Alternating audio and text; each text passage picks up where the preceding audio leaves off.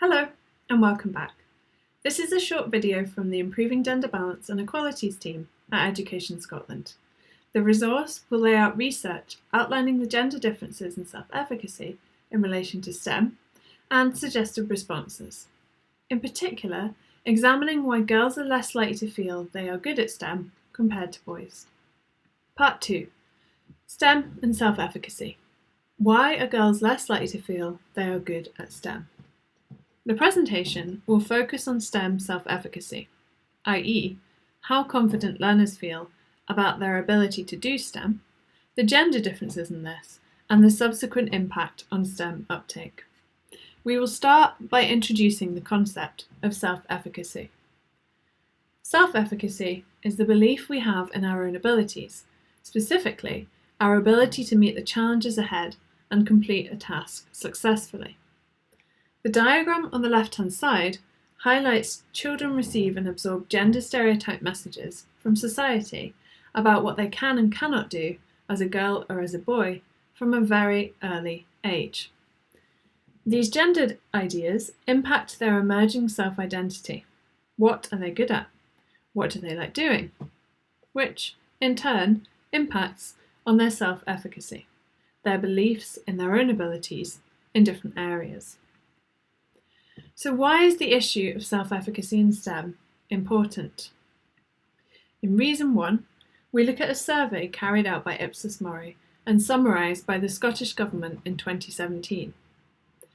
Of those pupils who said they would not choose STEM, girls were significantly more likely than boys, 40% versus 17%, to report that their reason for not choosing STEM was that they didn't think they were very good at STEM subjects. Girls, therefore, displayed lower self-efficacy than boys. There are a number of factors that can contribute to, or not, to developing self-efficacy. A significant one is teacher expectations, and practitioners may unwittingly have differing expectations of boys and girls. There is compelling research suggesting that unconscious bias impacts our expectations of individual learners, and that those expectations can be communicated through micromessages such as body language or choice of words. Reason 2. The Aspires 2 report found that boys were significantly more likely than girls to report that their teacher expected them to do well in science, and to feel that their teacher cared whether they understood science. Furthermore, research studies have found that teachers have been observed to be less likely to give encouragement to girls in physics. Reflecting back on my practice, I likely had similar expectations with regard to numeracy activities, not obvious until I really delved into deep reflection. When I was in the classroom, I wasn't necessarily surprised, for example, when some of the girls presented difficulties with numeracy tasks, almost expecting them to. And that led me to wonder what unconscious messages I was sending out at this point, which showed them that I expected them to struggle, therefore reinforcing their lack of confidence in numeracy. A third reason is the context used to teach concepts. This graph depicts the gender differences in mathematics self-efficacy. It shows the OECD average percentage of students who reported that they could solve certain mathematical problems in different contexts. The blue bar shows the percentage of boys who reported they could do something, and the diamond shapes represent the girls. Where the diamond is black, it means that the differences between boys and girls are statistically significant. As can be seen, as soon as the questions are put into an unfamiliar context, all genders become less sure they could answer them, but the difference between girls and boys becomes significantly greater. The more unfamiliar the context, the less confident girls are on average. So, slightly fewer of the girls reported they could understand graphs in newspapers or use a train timetable, but that reduction was even greater when the problem was put in the context of petrol consumption of a car. This can suggest that girls have a lack of confidence in applying knowledge and therefore thinking like a scientist. The long-term impact of this on self-efficacy is likely to become a self-fulfilling prophecy. The less a young person believes they can do it, the less willing they will be to attempt it. Certainly, I've witnessed some girls being risk-averse.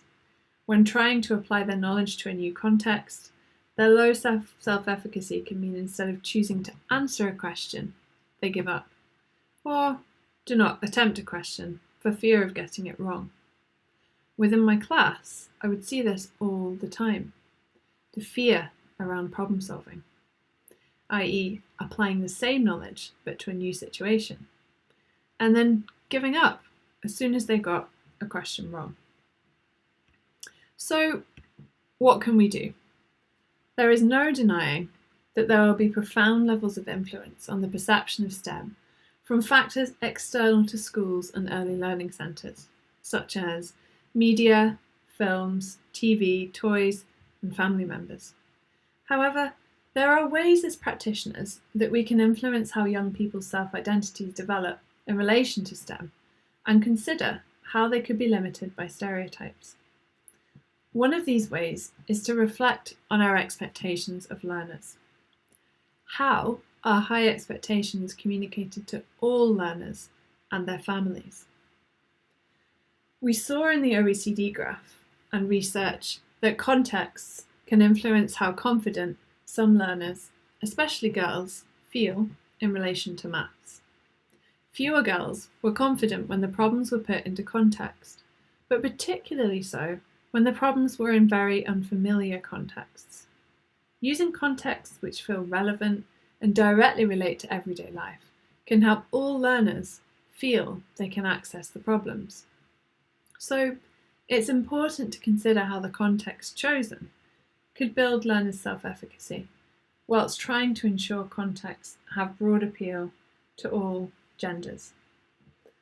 But part of being a scientist is being able to apply contexts and knowledge in unfamiliar situations.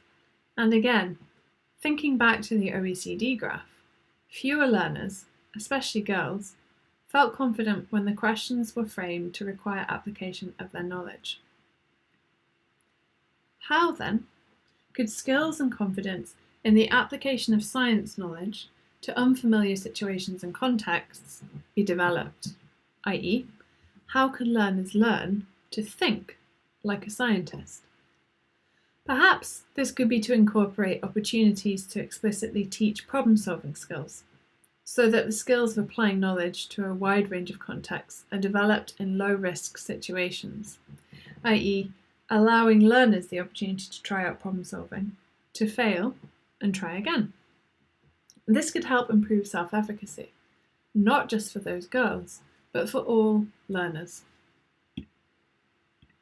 We have a variety of resources available on the National Improvement Hub at www.bit.ly/NIHIGB. Our Resource Quick Start Guide can be used to navigate these resources. Thank you so much for taking the time to listen or read, and please do get in touch if you're interested in discussing this further. igbe@educationscotland.gov.scot. And lastly, on this slide, you will see a list of the references of literature used in this resource.